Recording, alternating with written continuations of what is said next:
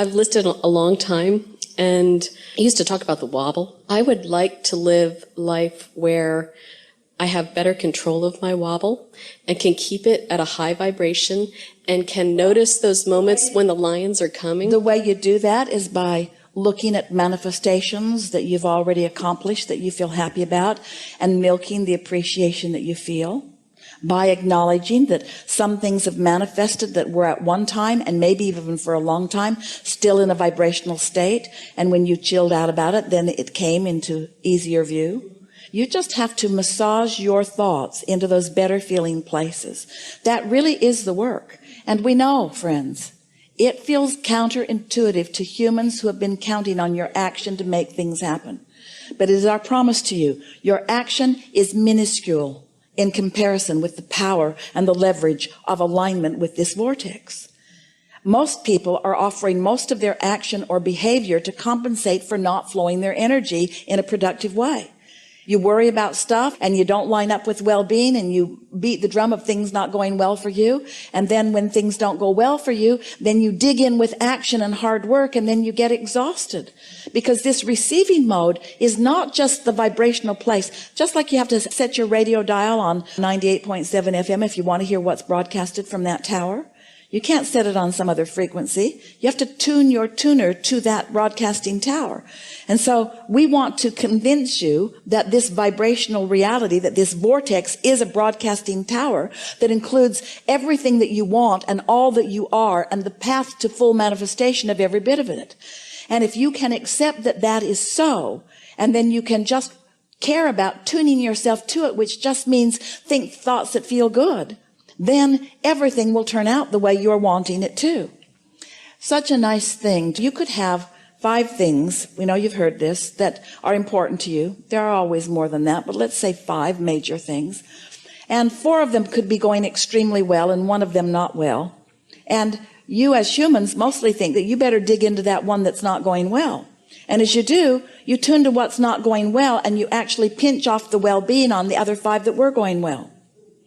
Conversely, you could have only 1 thing that's going well and 5 things that are going awful. And you could focus upon the 1 thing that is going well, set your tone by your attention to that, and the other 5 would fall into alignment, because the receiving mode is the receiving mode.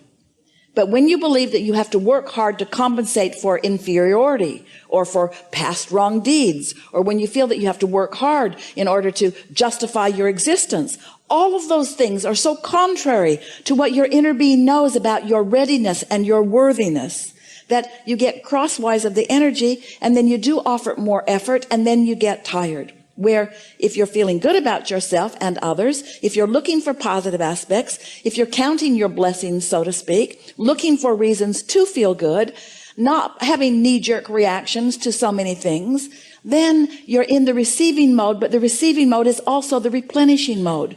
That's where your stamina comes from. That's where your clarity comes from. That's where your vitality comes from. That's where the good ideas come from. But most humans, we love you so much, you know what's coming next. You are reacting to things.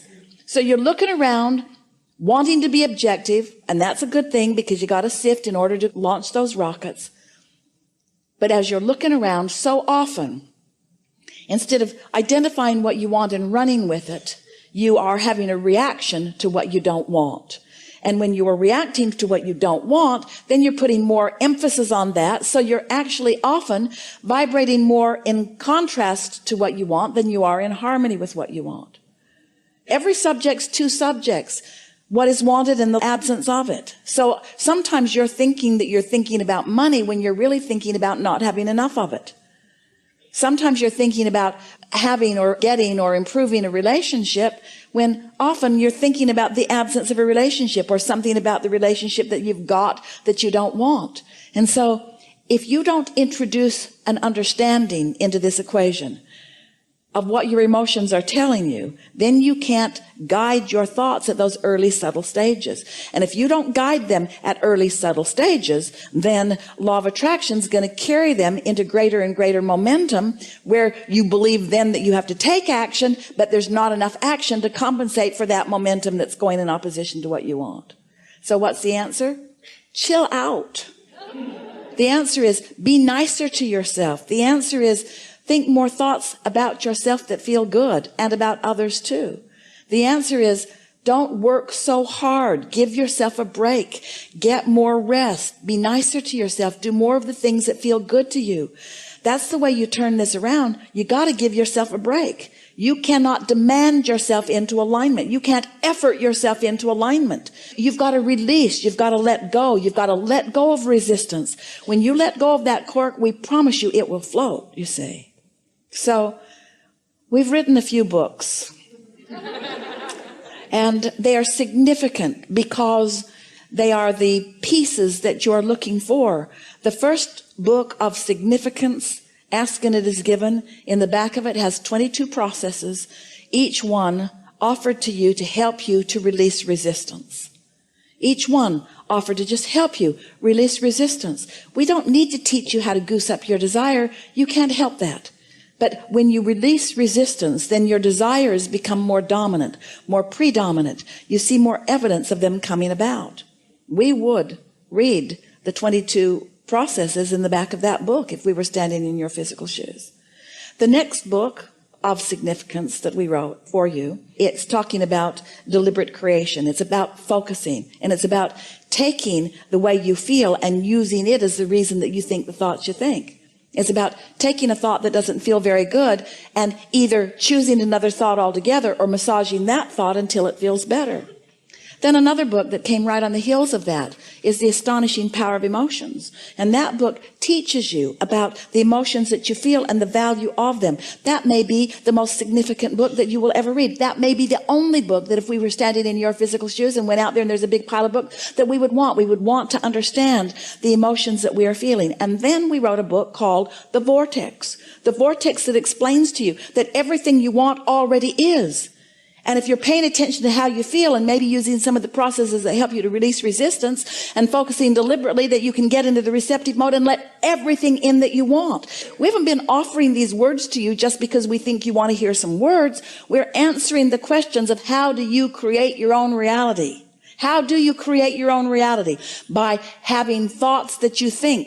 The question is, and this is the question that we're really wanting to put to you, to all of you, are the thoughts you think, thoughts that you're thinking because you're the creator of your own experience?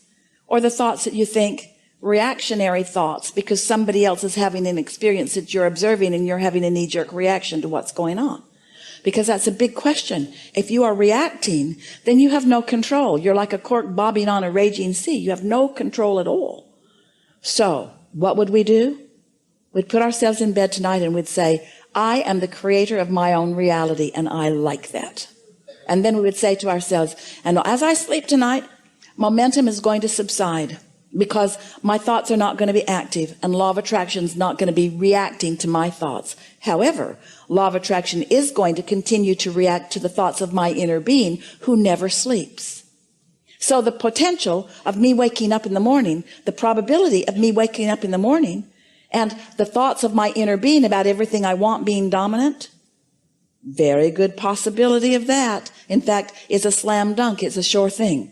When I wake up in the morning, I'm going to feel the movement of what my inner being knows, and my beliefs are going to challenge it.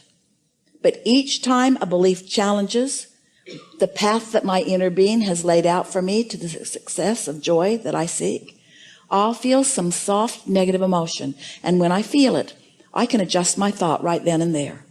And if you will do that tomorrow and the next day and the next day and the next day, it won't be 30 days before you will have bridged your beliefs to be more in harmony with what your inner being knows to be.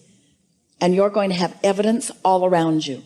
Evidence all around you of breakthrough after breakthrough. And you know what a breakthrough is? A breakthrough is you breaking through your own resistance. Only two ways to have a breakthrough.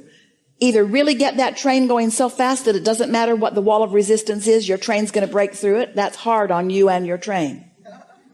Or little by little release the resistance so there is no hindrance to who you are and what you're asking for. So now you understand the way creation, deliberate creation works. You heard us. You understand it more clearly than you ever have before.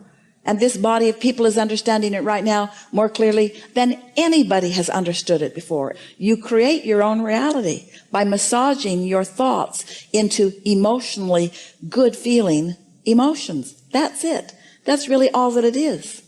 That's really all that it is. I've heard it before. I've heard you say that, and I've tried going to bed at night and setting an intention. And now listen to what you're doing here, because you're beginning right now, even with all of that, to argue for your limitations just a little bit.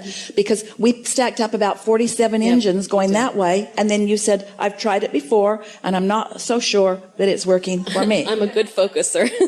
And it works when I go that way. It works that way too. But catch yourself doing that, in other words, and that was your knee-jerk. In other words, when we say you create your own reality, your knee-jerk, given the vibration that you hold, is, I'm not so sure about that because I don't think I would do things that I don't want to myself. That's a sort of knee-jerk reaction. And so we don't want you to heed our words or follow our words or do what we say. We want you to care about the way you feel and choose better feeling thoughts. So our question to you, to all of you, is, how do you think you came to being willing to endure negative emotion?